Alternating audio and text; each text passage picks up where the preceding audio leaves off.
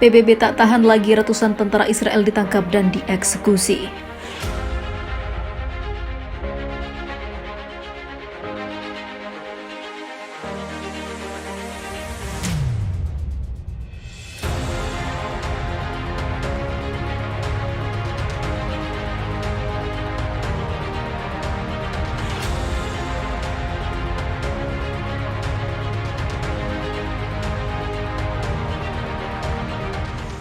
Kerusuhan dan penembakan yang dilakukan Israel di Nablus telah membuat geram PBB. Tak hanya marah dan mengecam, kini utusan PBB mengamankan dan menangkap beberapa tentara Israel yang menjadi dalang dari gugurnya para pejuang perlawanan Palestina yang masih muda dan tanpa senjata.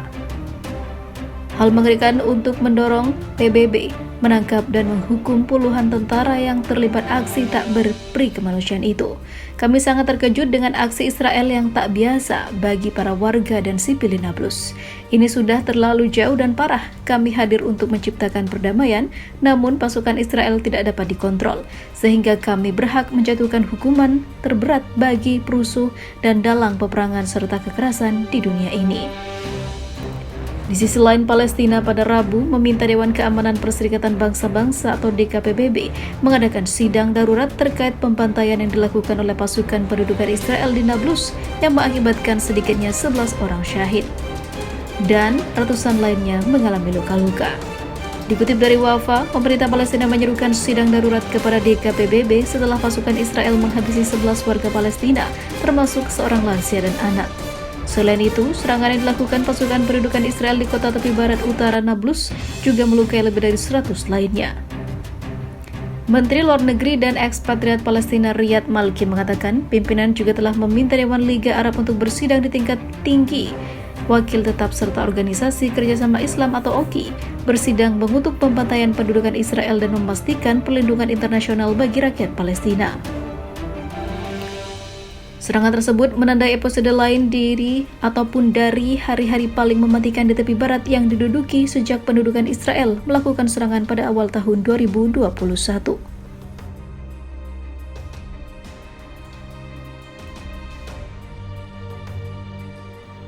Heboh PBB gusur negara Zionis dari muka bumi. Awalnya PBB seperti pro atas tindakan Israel pada Palestina, namun awal tahun ini semua berkata lain. PBB kini tengah berada pada tensi antara Israel dan PBB itu sendiri. Bagaimana tidak, PBB baru-baru ini turun gunung memberi pelajaran pada pemukim pendudukan Israel hingga para pasukan yang berada di tepi barat hingga sekitaran Gaza untuk menyingkir dan pergi dari tanah yang dihinggapinya tersebut. Kami bisa saja mengusir kalian semua dari tanah ini dengan kebijakan internasional kami, karena kalian sudah terlalu serakah dan bertindak anarkis pada Palestina. Kami tidak luput mengawasi segala tindakan yang telah kalian lakukan terhadap para penduduk Palestina. Maka dari perbuatan sewenang-wenang kalian, negara rezim Zionis bisa saja menghilang dari peta. Di sisi lain, tidak hanya PBB yang naik pitam atas tindakan Zionis Israel, namun Amerika di negara adidaya yang dikenal menjadi pendukung Israel malah berbalik arah mengutuk segala tindakan yang dilakukan Israel. Kami sangat menyayangkan perbuatan Israel yang semena-mena, merasa paling kuat di antara semua. Maka dari itu kami tidak segan untuk memutus segala dukungan senjata, membiarkan negara itu berjuang sendiri. Sementara itu, Perdana Menteri Benjamin Netanyahu tidak terima dengan kecaman Dewan Keamanan PBB yang sangat menentang perluasan kegiatan pemukiman Israel.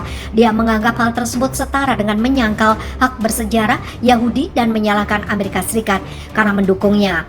Pernyataan Dewan Keamanan PBB yang disetujui oleh konsensus dari 15 negara anggota sangat menentang semua pembangunan Israel dan perluasan permukiman di wilayah Palestina yang diduduki. PBB juga menentang penyitaan tanah Palestina dan legislasi pos-pos permukaan, penghancuran rumah warga Palestina dan pemindahan warga sipil Palestina.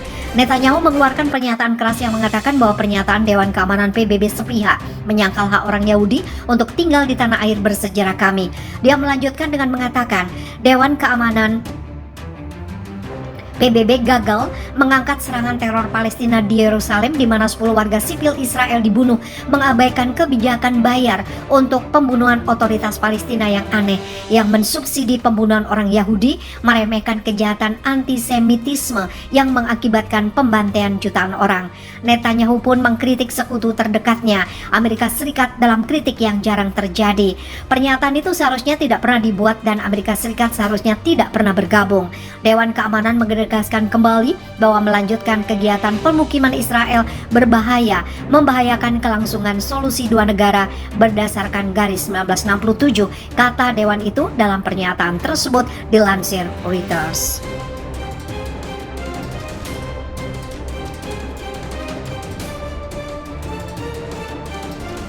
Negara anggota PBB tolak sanksi Israel terhadap negara Palestina. Negara-negara anggota Perserikatan Bangsa-Bangsa menolak sanksi yang diberlakukan Israel terhadap otoritas Palestina atas upaya Palestina untuk mencari pandangan dari Mahkamah Internasional tentang pendudukan Israel selama puluhan tahun. Pada 6 Januari 2023, Israel mengumumkan paket sanksi terhadap otoritas Palestina, termasuk pemotongan jutaan dolar dari pendapatan pajaknya, menghentikan kegiatan konstruksi di tepi barat, dan mencabut kartu izin perjalanan VIP beberapa pejabat pemerintah.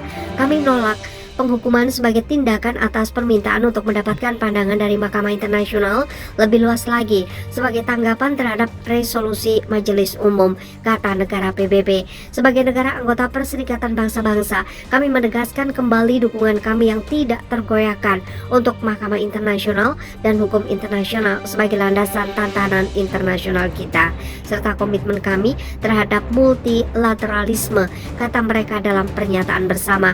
Mereka menyatakan keprihatinan yang mendalam mengenai keputusan pemerintah Israel untuk memberlakukan tindakan hukuman terhadap rakyat, kepemimpinan, dan masyarakat sipil Palestina menyusul permintaan Majelis Umum PBB tentang pandangan dari ICJ. Pada 31 Desember 2022, Majelis Umum PBB mengeluarkan resolusi meminta pandangan ICJ tentang konsekuensi hukum dari pendudukan ilegal Israel atas wilayah Palestina. Penandatanganan pernyataan tersebut termasuk Aljazair dalam kapasitasnya sebagai Ketua KTT Arab dan anggota Troika Arab, Argentina, Belgia, Brasil, Prancis, Jerman, Italia, Jepang, dan Pakistan sebagai Ketua Organisasi Kerjasama Islam.